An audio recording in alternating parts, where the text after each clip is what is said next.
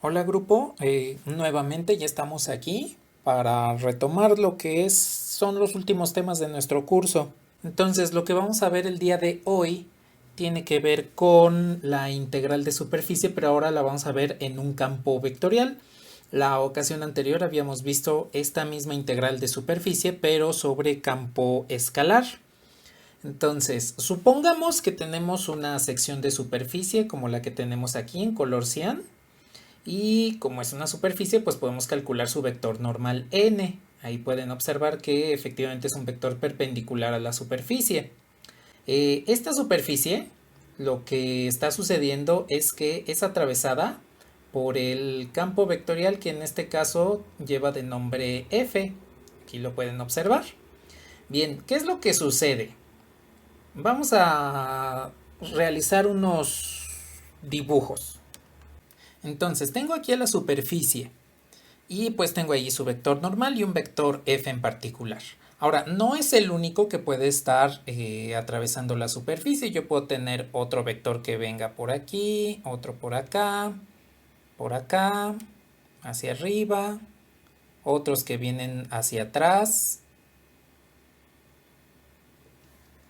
eh, que vienen por atrás, mejor dicho. Entonces, resulta que, digámoslo de esta forma, esta superficie puede estar siendo bombardeada por una infinidad de vectores. Entonces, supongamos que esa superficie deja pasar esos vectores. Y entonces me surge la pregunta, ¿cuántos vectores está dejando pasar este fragmento de superficie? Como en un campo vectorial a cada punto, en este caso del espacio, le corresponde un vector, pues tendríamos una infinidad de vectores, de tal manera que estaríamos midiendo o realizando, mejor dicho, una suma de una infinidad de vectores. Y cuando hablamos de una suma infinita, pues hablamos de una integral. Bien, cuando tengo una superficie y está siendo atravesada por una infinidad de vectores, entonces podemos hablar de lo que se llama flujo. Flujo a través de una superficie.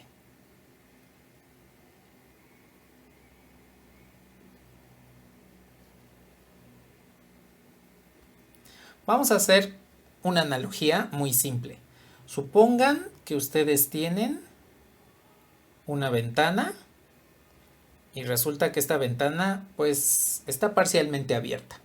Bien, ya habíamos hablado que un campo vectorial pues puede ser un fluido en el cual cada una de las partículas del fluido tiene una dirección y tiene una velocidad. Entonces, suponiendo que a través de esta ventana eh, entra una corriente de aire, entonces podríamos decir que el aire son el conjunto de vectores que aparecen aquí y la ventana como tal vendría siendo mi superficie. ¿Cuál es el flujo de aire a través de la ventana? Es exactamente lo mismo que estábamos revisando acá. La única diferencia pues es que es una superficie que no necesariamente es plana y en este caso el fluido pues no necesariamente tendría que ser aire. Puede ser cualquier otro fluido, puede ser algún gas, puede ser un líquido, incluso puede ser carga eléctrica o campo magnético. Si tenemos, por ejemplo, una plaquita metálica y esa plaquita metálica lo acercamos a un imán, pues el imán es un campo magnético que ya habíamos visto que forma un campo vectorial solenoidal. Entonces, podemos calcular qué tanto de ese campo magnético está atravesando la superficie. Eso es precisamente el flujo a través de una superficie. Ahora, ¿cómo podemos medirla? Bien, recordarán que en la integral de línea puedo medir el trabajo que realiza un campo a través de una trayectoria mediante una proyección. Pues podemos hacer exactamente lo mismo con la superficie. Podemos aplicar una proyección de el campo vectorial sobre un vector que me represente a la superficie y en este caso el vector que mejor me representa la superficie no son los vectores tangentes como es el caso de las de las curvas. El vector sobre el cual vamos a trabajar es el vector normal. Supongamos que estamos viendo a nuestra superficie de canto, que aquí tenemos al vector normal. Y entonces el campo vectorial viene algo así. El campo vectorial F no es generalmente perpendicular a la superficie, entonces lo podemos tener de esa forma. Bien, ¿cuál es la influencia, en este caso del campo F, sobre la superficie? O en otras palabras, ¿cuánto del campo F atraviesa la superficie? Entonces, puedo hacer esa medición al realizar una proyección de F sobre el vector normal. Ahora tendría que hacerlo en una infinidad de vectores, de tal manera que tendría que trabajar toda una sección de la superficie. Es decir, si yo tengo esta superficie y tengo aquí al vector normal, pues tendría que medir la influencia del campo sobre el vector normal de este, y también de este, de este, de este otro vector, de este y de este. De tal manera que en una región de esta superficie voy a tener que aplicar una infinidad de componentes vectoriales, o componentes escalares más específicamente. Bueno, sucede que esto es un símil a la integral de línea en el espacio. Vamos a ver cómo calcular esta integral.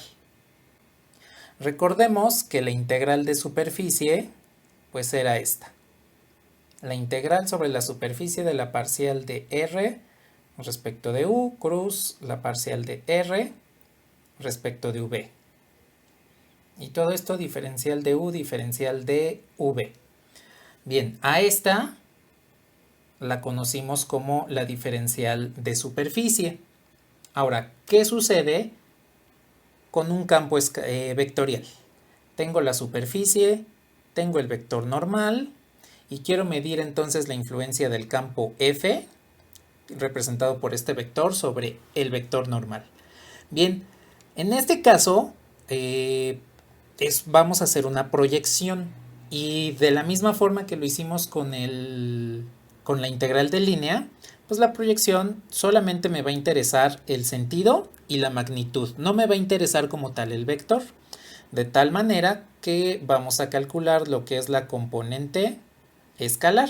Entonces, si yo calculo la componente escalar del campo vectorial F en la dirección de n, pues la calcularía de esta forma: f.n sobre la norma del vector normal, el módulo del vector normal. Ahora, recordemos otra cosa. La norma del producto cruz de estas derivadas, de acuerdo a lo que vimos en funciones vectoriales, pues es la misma norma de n. Entonces, vamos a ver qué es lo que realizaremos con estos dos datos. Entonces, lo primero que podemos hacer es sustituir el vector normal en la diferencial de superficie. Entonces tendríamos que la diferencial de superficie es la norma del vector n, diferencial de u, diferencial de v. Bien. Ahora, lo que quiero, nuevamente, es, si tengo aquí mi superficie y lo está atravesando este vector del campo vectorial, entonces quiero medir sobre el vector normal en este punto cuál es la influencia. Pero también si tengo este otro aquí, pues tengo aquí este otro vector normal y quiero saber cuál es la influencia. Y tengo este otro aquí y también quiero saber cuál es la influencia sobre el vector normal. Tengo que hacerlo una infinidad de veces dentro de esta región. Bien, si lo quiero hacer dentro de esta región, forzosamente tengo que aplicar la diferencial de superficie. Ahora, ¿cómo puedo hacer esa suma? Tomemos en consideración lo siguiente. Lo que quiero sumar es f.n entre la norma de n. Esto es lo que quiero realizar. Quiero hacer una suma de todas esas componentes escalares. ¿Sobre quién la voy a realizar? Pues sobre una diferencial de la región. Entonces tendría que multiplicar por diferencial de S. Si es que quisiese encontrar toda esa influencia de todos esos vectores sobre la superficie, es decir, sobre el vector normal. Entonces, pues aquí podemos hacer una sustitución inmediata. La diferencial de superficie la puedo sustituir aquí y entonces tendría f.n entre la norma de n por la diferencial de superficie que ya habíamos encontrado que es la norma de n diferencial de u diferencial de v. Entonces puedo simplificar este y aquí encontraría una nueva diferencial que es la diferencial de superficie pero vectorial. Recordarán que en integrales de línea pues pueden definir la diferencial de trayectoria, pues esta es la diferencial de superficie en términos vectoriales. f.n diferencial de u diferencial de v, donde recuerden que u y v es la región de integración de la superficie. Retomando aquí nuestro ejemplo en esta esfera, bueno, en esta porción de superficie que es una porción esférica, la región de integración para la integral de superficie de este campo vectorial f, pues no es otra más que verlo de esta forma. Entonces los parámetros u y v estarían definidos a partir de esta sección dentro del plano respectivo. Hay que recordar lo siguiente, que u y v pueden ser cualesquiera otros parámetros o bien podemos utilizar los parámetros x y y o x y z o y y z. Todo depende de cómo se encuentre nuestra integral. Pero en general pues es prácticamente la región en la cual podemos definir nuestra superficie en el plano paramétrico. Bien, entonces, ¿cómo quedaría nuestra integral? Pues tendríamos que la integral de superficie sería la doble integral sobre la región que me define la superficie de f.n diferencial de u diferencial de v. Esto es lo mismo que decir la doble integral en la región de f diferencial de superficie. Ahora, de una forma más explícita, si yo quiero saber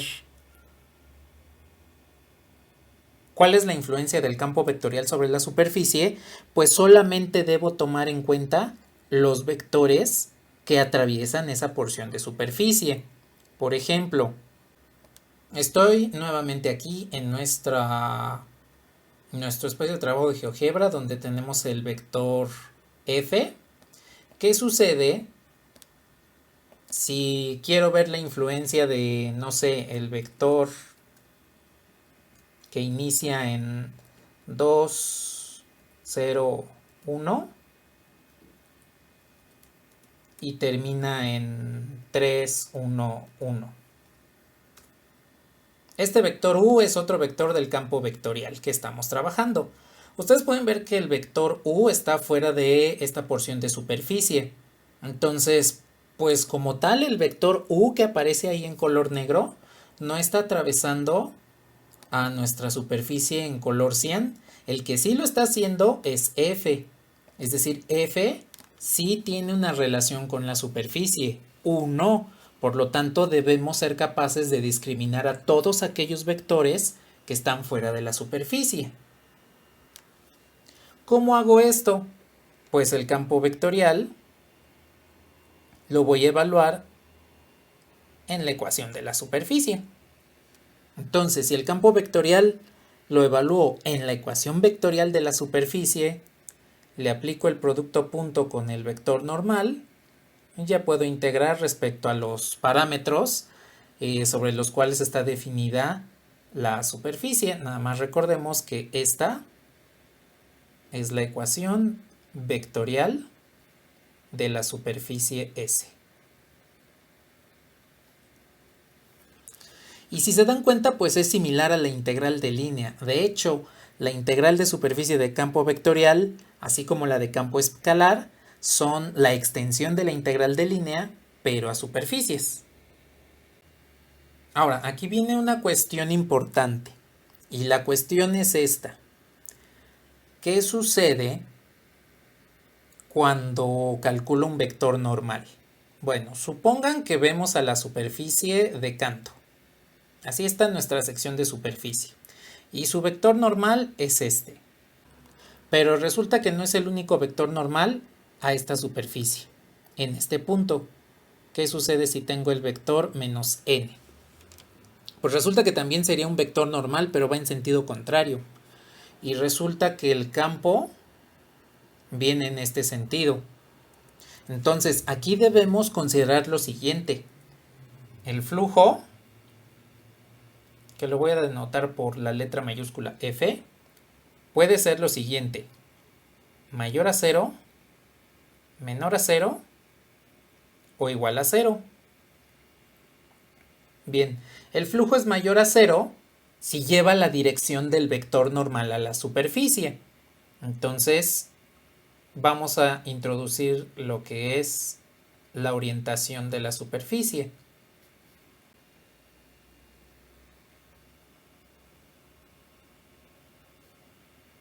Entonces, cuando el flujo es mayor a 0, pues resulta que el campo vectorial tiene una orientación igual a la de la superficie. Es decir, que estoy tomando en cuenta el mismo sentido del vector normal que del campo vectorial.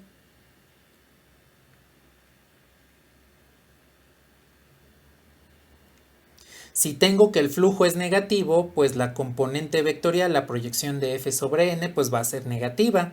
Entonces aquí tendríamos una orientación contraria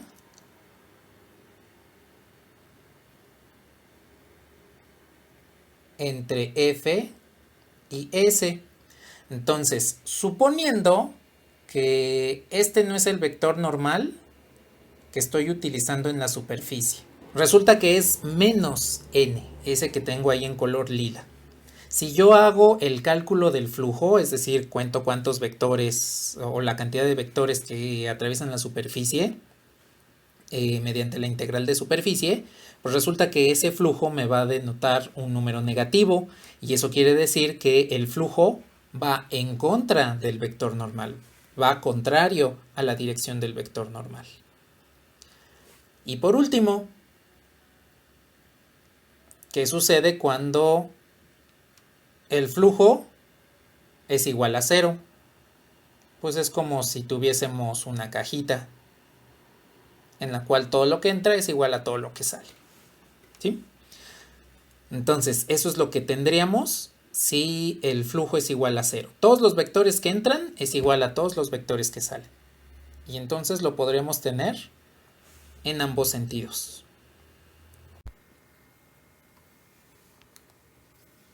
Ahora, lo que hay que determinar es ¿cómo podemos orientar una superficie? Bueno, para empezar, existen dos tipos de superficies. Las que son cerradas y las que son abiertas. Bien, las superficies que son abiertas tienen una frontera. Y entonces en esa frontera hagan de cuenta que podemos pasar de un lado de la superficie al otro.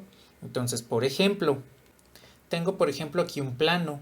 Ustedes pueden ver que la frontera de este plano se encuentra en los límites, precisamente este límite, este y este. Esta es una superficie abierta. ¿Por qué? Porque si alguien va caminando por este lado, pues al momento de llegar a la frontera puede pasar al otro lado de la superficie. En el caso de las superficies cerradas, estas no poseen frontera.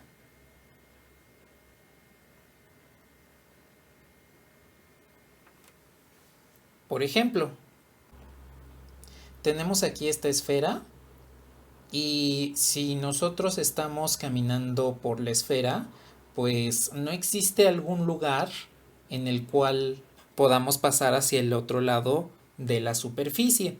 Entonces, a menos que cortásemos esta esfera, ya tendríamos ahí una frontera y entonces en ese borde podríamos pasar caminando de un lado de la esfera hacia el otro. Aquí hay que tomar en consideración algo también. ¿Qué sucede si la superficie está compuesta por eh, varias superficies? ¿A qué me refiero con esto? Bueno, por ejemplo, supongamos que tenemos aquí un paraboloide dibujado de esta forma. Entonces podríamos decir, pues esta es una superficie abierta. ¿Por qué? Porque tenemos una frontera que sería esta parte. Entonces podemos pasar de un lado del paraboloide hacia el otro.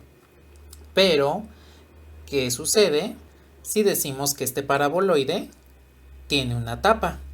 Entonces esta vendría siendo la tapa del paraboloide. Bueno, pues aquí la superficie se convierte en una superficie cerrada. Podrían decirme, pues es que tiene una frontera que ahí vendría siendo el borde del paraboloide.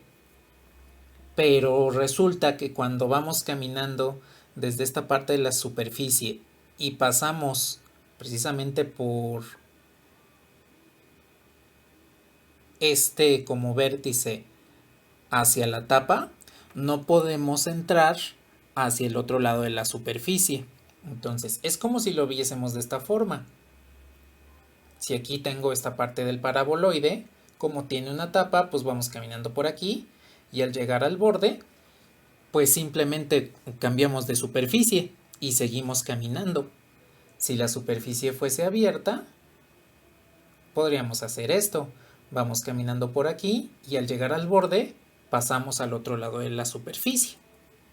Entonces, así es como podemos determinar si una superficie es abierta o es cerrada. En este caso tendríamos una superficie cerrada y para este tendríamos una superficie abierta. Bien, ahora, la orientación de la superficie va a depender de cuando es cerrada o es abierta. Si tengo, por ejemplo, una esfera, digamos que esta es una esfera.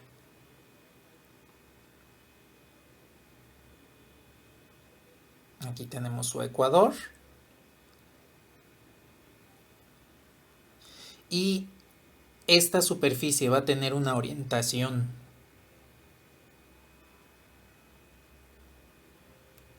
positiva si el vector normal sale de ella.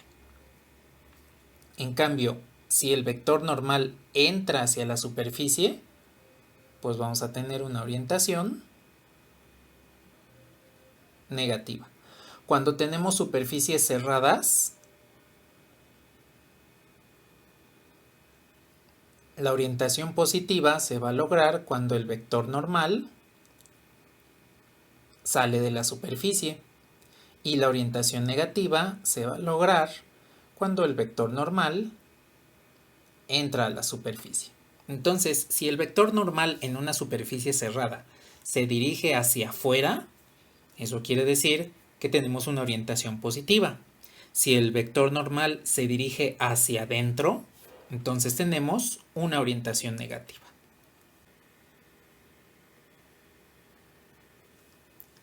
¿Qué sucede en el caso de las superficies que son abiertas, como por ejemplo este plano? Pues ahí la orientación depende de lo que nosotros dijésemos, porque podríamos decir que este es el vector normal. Y entonces decimos, esta es la orientación positiva. Pero alguien más puede llegar y decir, pues yo no quiero esa orientación, yo quiero esta orientación que también voy a considerar como positiva. Entonces, en una superficie abierta no hay convención como tal de cuándo vamos a decir que la superficie es de orientación positiva o negativa. Eso ya depende de la especificación de cada problema. Ahora, una cuestión importante es, cuando veamos el teorema de Stokes, ahí sí necesitamos darle una orientación, pero de acuerdo al recorrido de la frontera. Pero eso lo veremos en el teorema de Stokes.